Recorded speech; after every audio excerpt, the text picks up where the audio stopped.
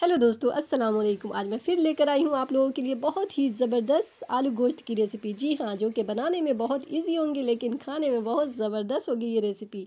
जैसे आलू तो रस से भरे होंगे और बूटियाँ का जवाब नहीं, ये तो सारे मसाले ऑब्जर्व करके बैठे हुए हैं जनाब।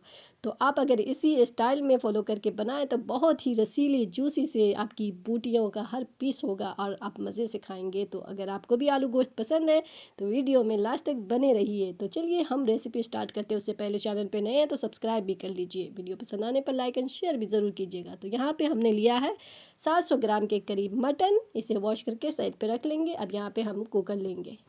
अब यहाँ पे हमने हाफ कप के करीब मस्टर्ड ऑयल लिया है। आप चाहे तो किसी भी ऑयल में बना सकते हैं। अगर मस्टर्ड ऑयल लेंगे तो बहुत अच्छा मज़ेदार टेस्ट आएगा।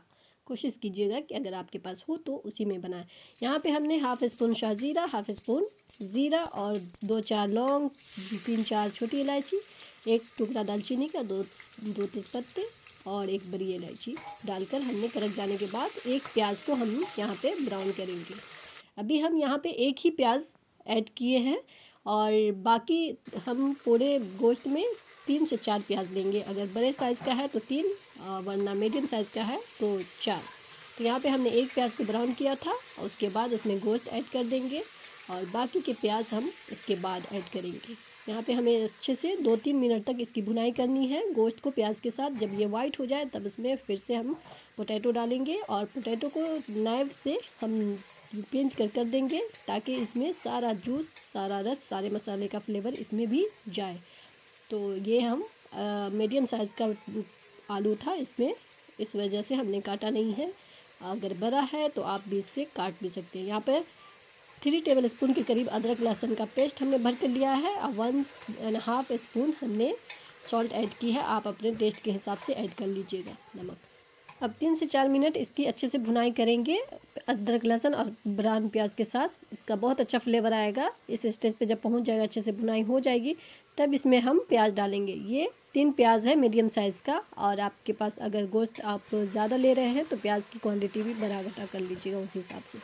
तो यहाँ पे अच्छे से भुनाई करने के बाद तब हमने प्याज ऐड किया है और इसकी भी अच्छे से हम भुनाई करेंगे प्याज जब तक हमारा सॉफ्ट नहीं हो जाए।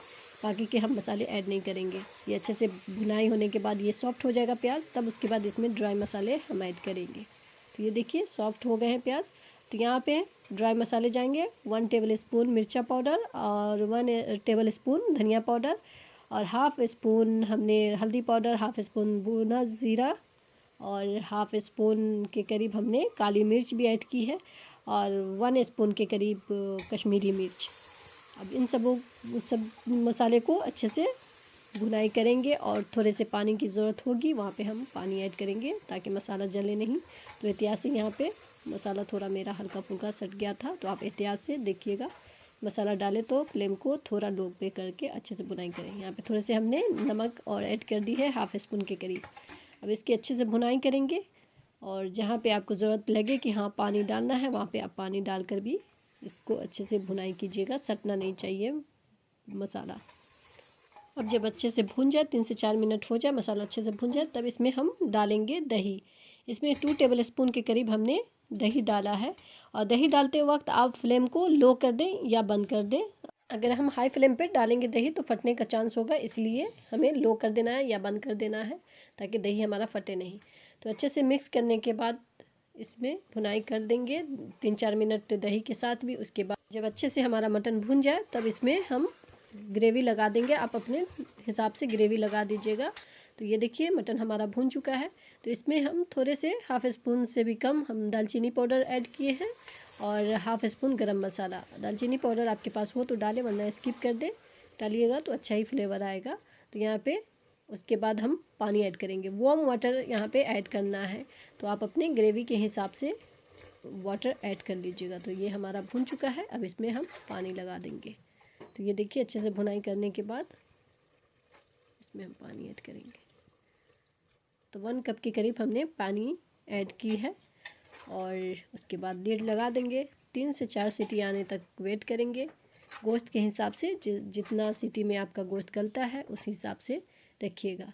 अगर आप छोटे छोटे आलू रखते हैं तो आप 2-3 सीटी पहले गोश्त में लगा लीजिएगा। उसके बाद आलू डालकर गोश्त के साथ भुनाई करने के बाद 1-2 सीटी और लगा लीजिएगा। पहले डालिएगा तो वो आलू टूट जाएगा। ये मेरा मीडियम साइज़ का आलू था, इसलिए हमने साथ के साथ भुनाई करके इसको सीटी लगा रहे हैं।